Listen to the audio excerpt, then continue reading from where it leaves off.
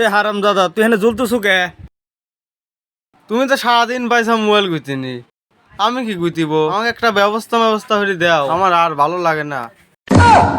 এখন জোলা ছাড়া আমার কোনো কাম নাই।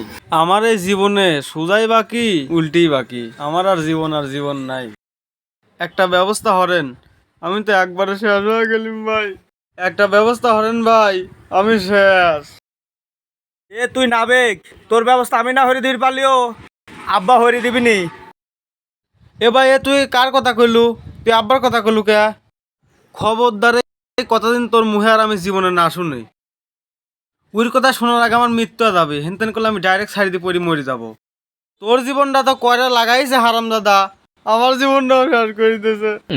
খবরদার তুই আর আব্বার কথা কবুল। হ্যালো, হ মা কও। কি? আব্বা আবার বিয়ে হতেছে? কি? বেটা শালা, আমরা দুই ভাই সারা জীবন অনাহারে মরতেছি।